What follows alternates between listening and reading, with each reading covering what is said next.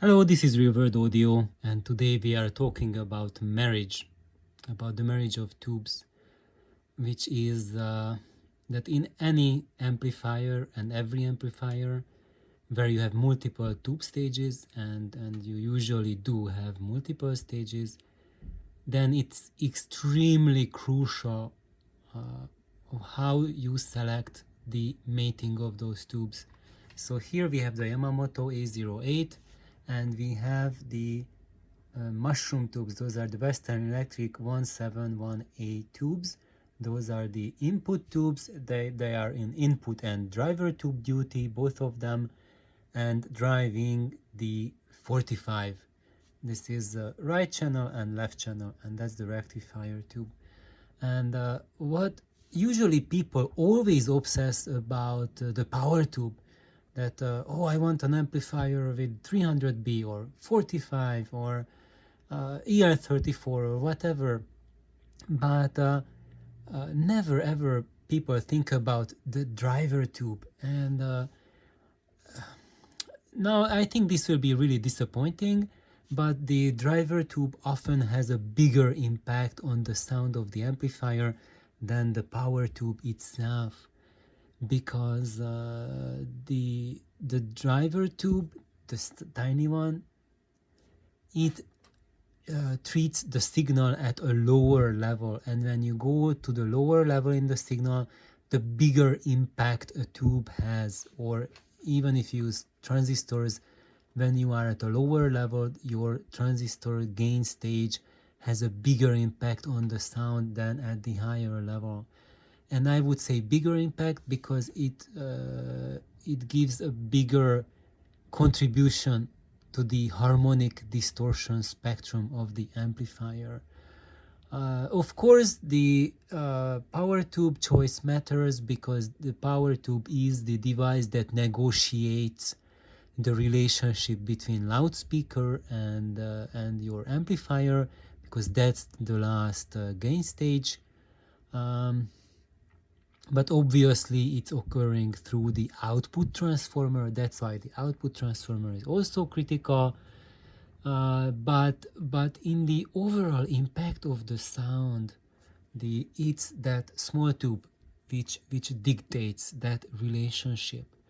And let's go back to YouTube, and this is Frank's post, and this was the post that inspired this video. And instead of typing Frank a response, I thought, like, why not give him and everyone a little video. And so Frank said that audiophiles know that with single-ended triode amplifiers, that with certain combinations, these amplifiers sound really good or better when they use the pentode that has third harmonic prominent distortion with a triode that has a second harmonic main distortion component. A good example of symbiosis is the German NF2 driver tube used to drive the AD1 triode. For us in the US, these are quite unknown tubes, although I have heard of a few AD, well, not few, maybe one or two AD1 amplifiers, but I never had the chance to hear it myself. But the NF2 is pretty much unknown here, but it doesn't matter because these two tubes are truly phenomenal tubes, and this is one combination where you can have an absolute wonderful end result. Using US tubes is the Western Electric 310A, which is a pentode, and the 300B, which is a triode. And it's like a good marriage, but there are bad ones too. And if you think about the 310, 300B, that's the famous Western Electric 91B amplifier, and many consider that as the amplifier that has the very best mid-range, so the very best amplifier for vocals. And we could argue what is best, what is better, what one likes, what other person doesn't like, but something is true, that these two tubes, the 310A and the 300B, have a really wonderful relationship together, and partially because their harmonic distortion spectrums complement each other really well. Another example for this pentode driving triode relationship is the Yamamoto. Both of their amps, the 45 and the 2A3, both of them use the mushroom tube, the 17A as the input driver tube, so pentode driving triode.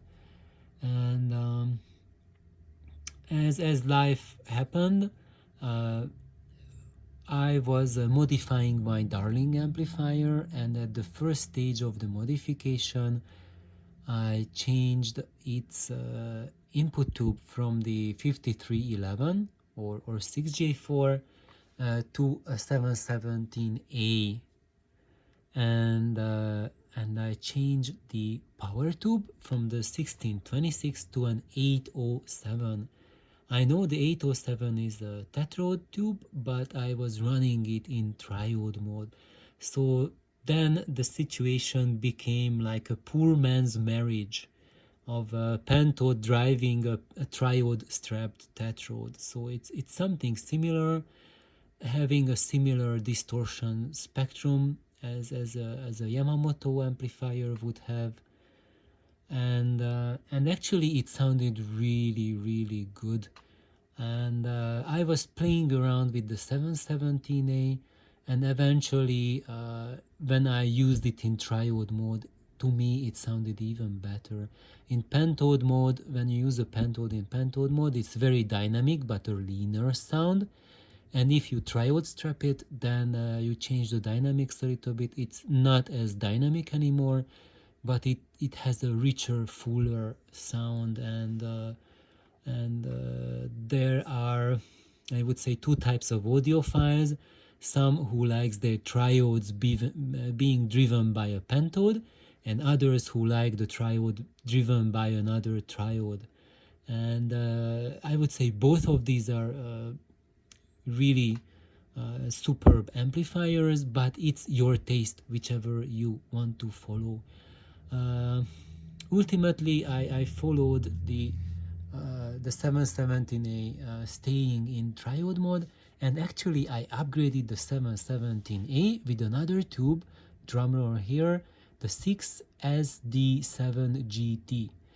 Electrically it's the same as the 717A, but it has a much bigger bottle, and it's not designed for gigahertz duty, so it's just designed for the megahertz spectrum, and it has a nice big mesh plate inside.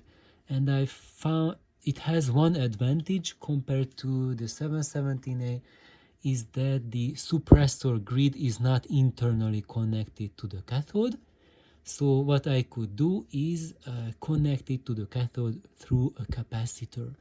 And whenever you can do that to a pentode, you always get a improved sound, a better sound. So if you have, let's say, a Yamamoto, and you want to soup it up a little bit, then I can recommend switching the input tube from the fantastic 717A to the 6SD7GT tube.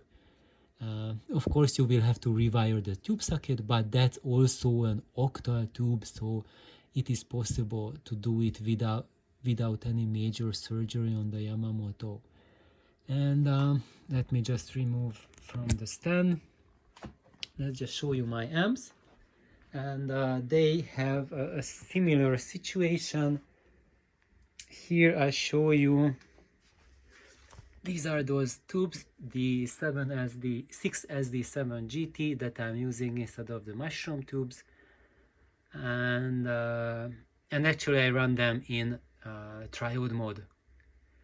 And here for the Ampex amplifiers, I have a similar scenario. I have the tetrodes, which are triode strapped, So this is like a poor man's version for a triode, a power triode. And the input tube right there, that's an oscilloscope tube, and is the 5879. So it's a relatively unknown tube. Apart from the Ampex amplifiers, only it was used in Tektronix oscilloscopes, and it was designed and built for as an oscilloscope tube. So with the requirements of very high linearity and extremely low distortion. And of course, it also behaves very well as an audio tube. And indeed, I also run it in triode mode. So I have a Pentode in triode mode, running the triode power tubes or trioded power tubes, but also we need a phase splitter tube, and it's a triode as well. So basically, I have a mirrored situation of my single-handed amp. So the triode wired pentodes driving triode wired tetrodes, and here also same thing, triode wired pentodes driving triode wired tetrodes, plus we also need a phase splitter, and it's a triode. And curiously, these two amps, so this push-pull amplifier and the single-handed amplifier, they have extremely close tonality and sound, and most people, if they would hear this push-pull amp, they would think that it's a single-handed amp. It sounds like a single-handed amplifier. However, we still have the advantage of low-level detail with the single-handed amp. However, the push-pull has way more power reserve and can play quite a bit louder. But I would say that within the SPL limits, if I don't want to play louder than, let's say, around 102 dB or so, which is still pretty darn loud, then this amp is truly fantastic. But with the Pentode amp, I can easily push 110 dB without it breaking too much of a sweat. And so basically that's it. This is about tube marriage. And when you run the pentodes in pentode mode, then you have more of a third harmonic order harmonic dominant distortion. When running triode mode, you switch over more to a second order dominant distortion.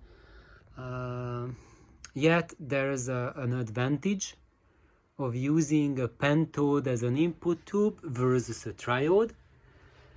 So triode strapping pentode, it's not just a compromise situation. It's not cheaping out.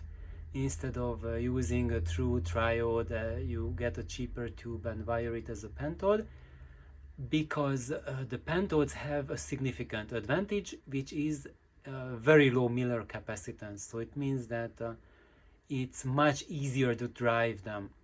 Real triodes are much harder to drive, and that's why a triode wired pentode can have its advantages by making it very easy on your sources, such as your CD player, to deliver the signal to your amp, because then your triode wired pentode can do a better job at a wider frequency band.